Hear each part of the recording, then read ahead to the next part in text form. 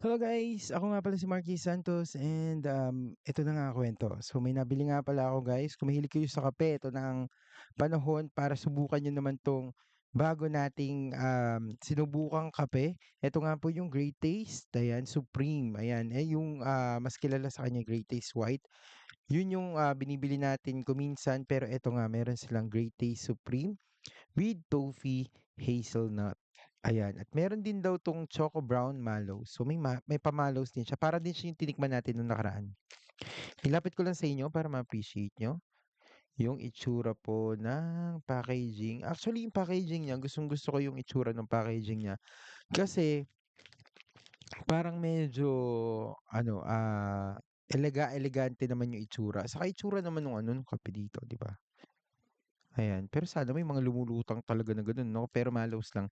Ang lulutang diyan, sabi dito, "Indulge in the nutty coffee linamnam of delicious delicious, hazelnut flavored coffee mix with a hint of toffee and exciting brown mallow toppings." Ayan. Reward yourself every day with Great Taste Supreme Toffee Hazelnut. Your feel good everyday cup of coffee daw. So tignan natin 'no. Makaano naman sila, akala mo naman talaga, eh. Hindi. Ayan, so eto na nga guys, actually nagtimpla na ako nung isa, pakita ko sa inyo. Ayan, so isa pa lang 'to, there. Isa pa lang 'to guys. So dadagdagan natin ng dalawa kasi masyadong marami 'to. Siyempre, napansin kasi natin dito sa may ano, sa may Great Taste, ayan, buksan natin.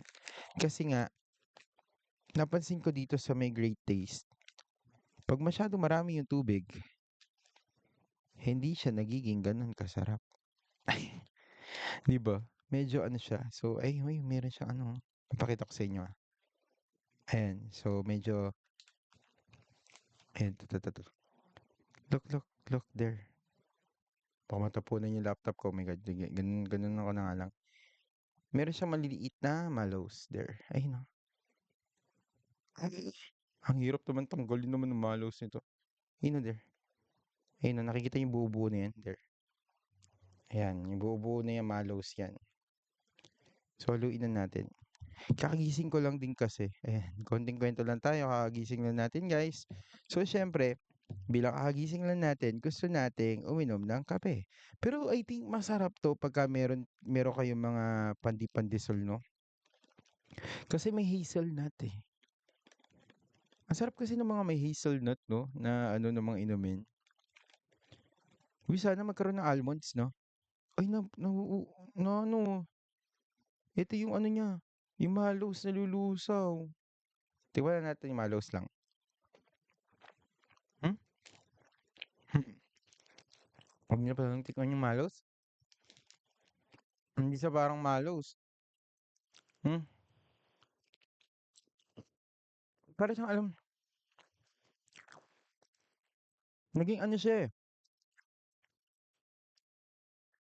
madikit. Hindi siya parang mallows actually.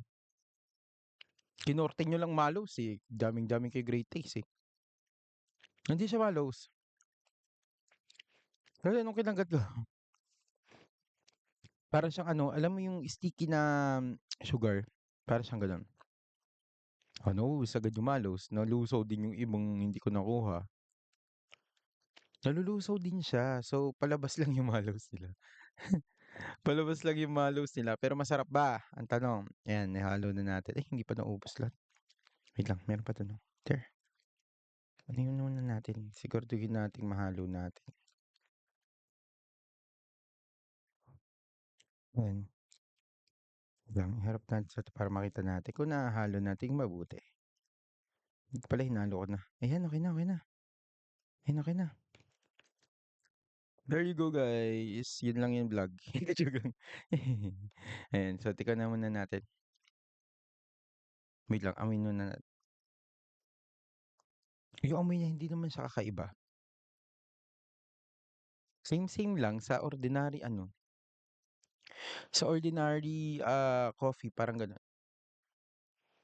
Parang gano'n din yung amoy niya, pero tikman natin. Hmm,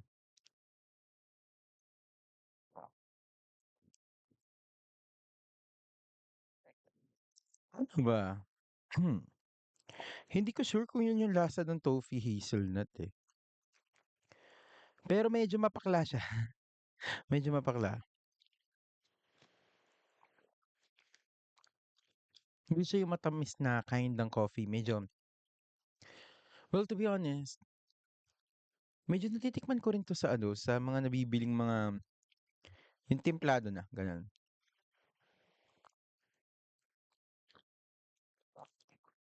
Pero kung masarap ba siya, medyo asa na lang siya para sa'kin, bilang mahilig ako sa kape,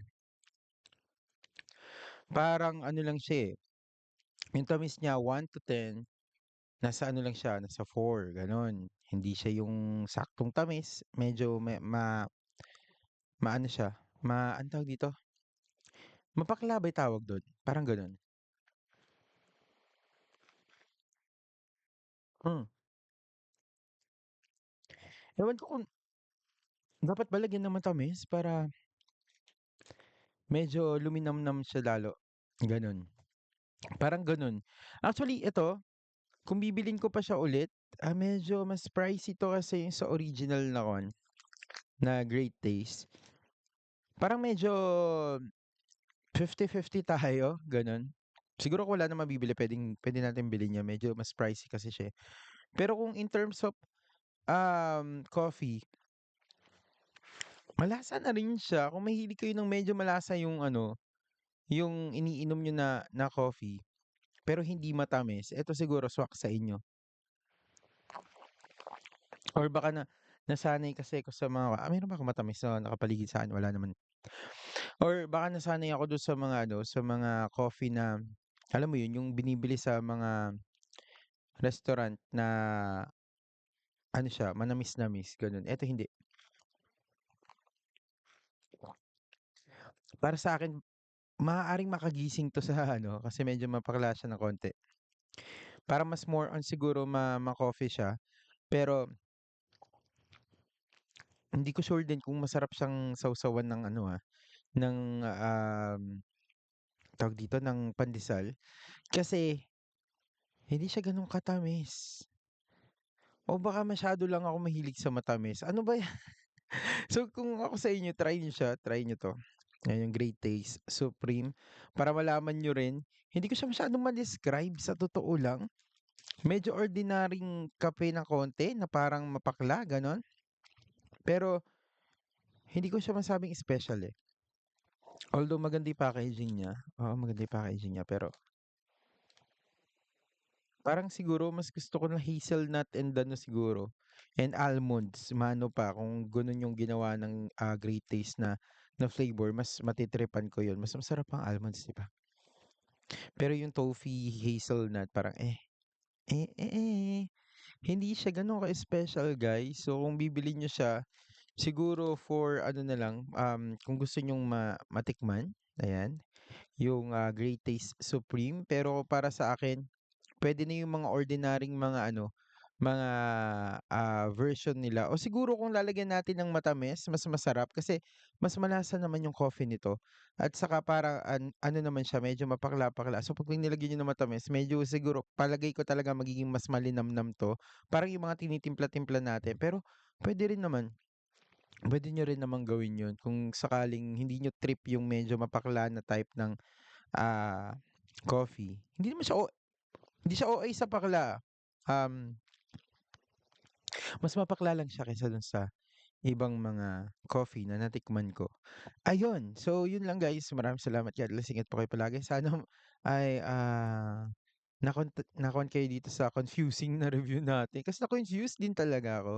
Actually, hindi ko rin masabi na sobrang, goods siya, hindi ko rin masabi na sobrang hindi siya goods. So 1 to 10, mga for me nasa 5 lang siya. Gano'n. Hindi siya masama yung lasa, at the same time hindi rin siya yung masarap for me, ayan. So yun lang, maraming salamat, God bless, ingat po kayo palagi, and see you again sa another vlog po natin. Bye-bye. Thank you, peace.